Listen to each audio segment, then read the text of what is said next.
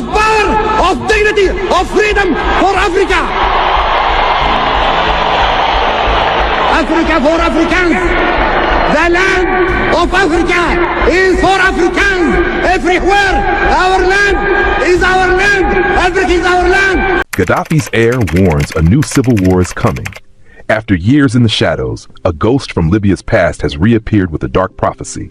Saif al-Islam Gaddafi, the son of the late leader Muammar Gaddafi, has broken his silence, and his message is a chilling one. Libya is on the verge of being plunged back into total war. He warns that the nation's fragile peace is a carefully constructed lie, accusing powerful armed militias and their foreign sponsors of carving up the nation for its riches. He claims their greed is about to shatter the relative calm and unleash another round of devastating conflict. But is this just the bitter talk of a deposed dynasty trying to reclaim power? Or is he revealing a terrifying truth about where Libya is headed?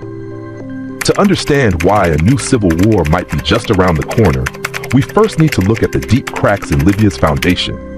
Cracks that have been widening for over a decade. Right now, Libya is a powder keg waiting for a spark. For years, the country has been stuck in political paralysis, split between two rival governments. The UN-recognized Government of National Unity, NU, in the capital Tripoli, and an opposing administration in the east, backed by the House of Representatives and the powerful military commander, Khalifa Haftar. This deadlock, which has dragged on since elections were indefinitely postponed back in 2021, is a primary driver of the country's instability. Both sides are propped up by a dizzying array of local militias and foreign powers, all with their own competing agendas. And into this chaos steps Saif al-Islam Gaddafi. After years of rumored captivity, he's actively positioning himself as a political force once again. His reconciliation team has been issuing stark warnings about a worrying deterioration of security, pointing to clashes between armed groups as proof that a new war is looming. Gaddafi's camp accuses these factions of sabotaging any chance for peace to protect their own profits and power. His message is clear. The crisis can't be solved with more violence or by excluding key players from the conversation. He's calling for an inclusive national dialogue, urging all Libyans, and pointedly, all foreign powers, to respect the country's sovereignty and stop fueling the fire. This isn't just a plea for peace. It's a direct challenge to the very people who benefit from Libya's division. And it's a challenge that threatens to upend a fragile and deeply corrupt status quo. To really get the weight of this warning, we have to rewind to 2011. The Arab Spring swept across North Africa, and in Libya, it turned into a full-blown revolution against Muammar Gaddafi's 42-year rule. With backing from a controversial NATO air campaign, rebels captured and killed Gaddafi, and the world was told that Libya would soon be a beacon of democracy. Instead, the nation shattered. The fall of the regime didn't create a unified state. It created a massive power vacuum. The old regime's arsenals were looted, and the rebel groups that had briefly united against a common enemy quickly turned on each other. The country spiraled into its first civil war in 2014, a brutal conflict that split Libya in two. In the West, a patchwork of militias and political factions gathered around a UN-backed government in Tripoli. Authorities from the UN-backed unity government have dismissed the seizure of government offices in Tripoli as a temporary occupation. In the East, General Khalifa Haftar, a former Gaddafi-era officer, built his own coalition, the Libyan National Army, or LNA. For years, these two sides battled for control, a fight that peaked with Haftar's failed year-long siege of Tripoli in 2019. A ceasefire was finally signed in October 2020. I welcome the signing of a ceasefire agreement by the Libyan parties in Geneva today under the auspices of the United Nations. This is a fundamental step towards peace and stability in Libya. I congratulate the parties for putting the interests of their nation ahead of their differences. But it didn't bring real peace. It just froze the conflict in place, leaving Libya divided, occupied by foreign mercenaries, and run by a tangled web of militias who control territory, oil fields, and the economy.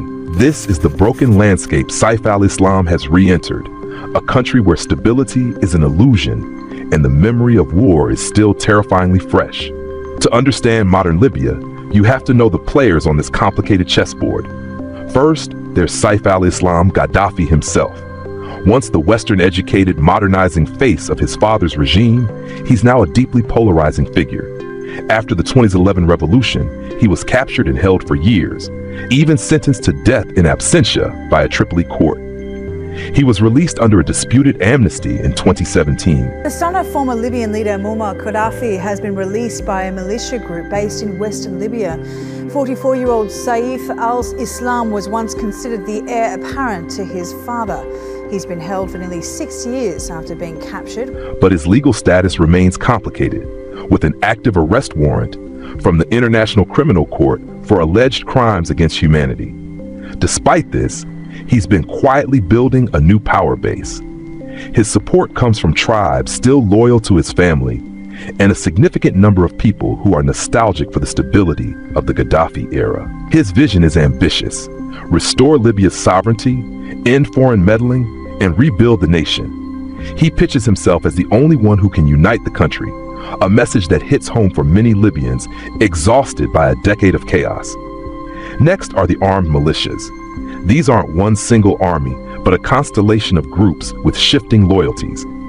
In Tripoli, powerful militias aligned with the government often clash with each other for influence and control over state money. Recent deadly clashes in the capital have shown just how volatile things are. These groups profit from the chaos, controlling borders, smuggling routes, and even parts of the state budget. For them, a unified army and a stable government are an existential threat to their power and wealth. Finally, you have the foreign actors. Libya has become a playground for regional and global powers. Turkey has been the main military backer of the Tripoli government, providing drones and advisors that were key in stopping Haftar's 2019 offensive. In return, Ankara got lucrative energy and construction deals.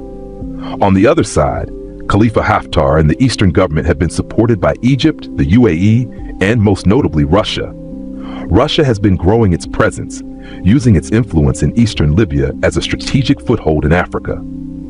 These foreign powers fuel the conflict by arming and funding their proxies, making sure no side can win and preventing any real national reconciliation from happening. Before we examine how these forces are colliding to create the perfect storm for a new war, consider subscribing. We break down complex geopolitical conflicts like this every week, providing the context you need to understand a world in turmoil. Your support helps us continue this independent analysis.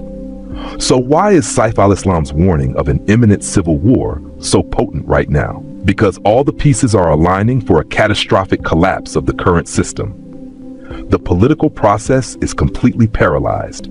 The rival governments in the East and West are more entrenched than ever, with no clear path to the national elections that were promised years ago. This stalemate has created a vacuum where violence is once again becoming the main tool for political change. Saif al-Islam's comeback directly threatens this fragile, violent balance. His call for national reconciliation is a direct challenge to the warlords and militias who thrive on division.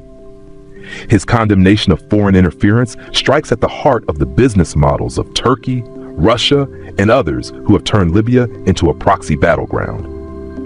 His potential candidacy in a future election unnerves the political elite on both sides, who know he commands a significant popular following. Critics warn his return could mean a slide back into authoritarianism, but for many, his name is synonymous with a time of sovereignty and strength. This is why his reemergence is so dangerous for the existing powers. He represents a third way, an alternative to the endless cycle of militia rule and political gridlock. His growing influence, especially among powerful tribes, gives him a social and military weight that can't be ignored. Rallies and gatherings of armed supporters have been staged in his support, demanding he be included in any future political process.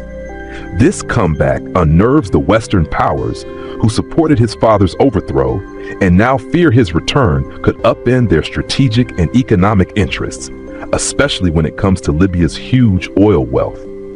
The factions currently in charge seem more concerned with holding on to power than finding a solution. And as international attention drifts, the situation is spiraling toward another war. If war does break out again, the consequences will be devastating, not just for Libya, but for the entire region and beyond. First, the humanitarian cost would be immense. Another civil war would unleash a new wave of displacement, civilian casualties, and a collapse of what's left of public services. For a population already worn down by a decade of hardship, it would be an unbearable catastrophe. Economically, the impact would be global. Libya has Africa's largest oil reserves. Renewed conflict would inevitably target oil fields and export terminals, disrupting production and sending shockwaves through global energy markets. This isn't a hypothetical. Factions have repeatedly used oil blockades as a weapon to gain leverage.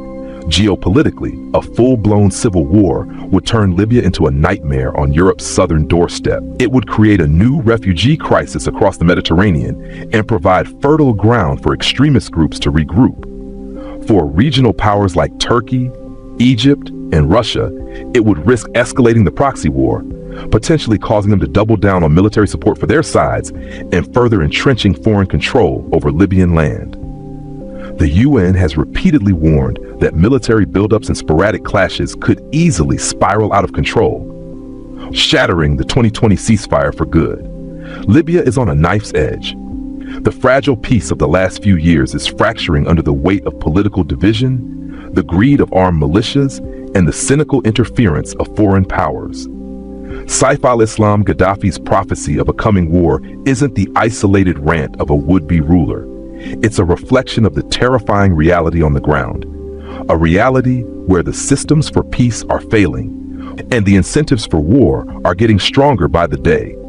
His return has forced a question that many in Libya and abroad are afraid to ask.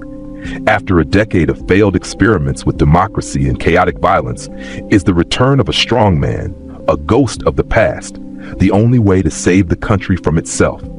The answer remains terrifyingly unclear, but as the situation grows more tense, Libya is running out of time to find another path. If you want this in script format, trimmed version, voiceover format, or turned into a YouTube narration, just tell me.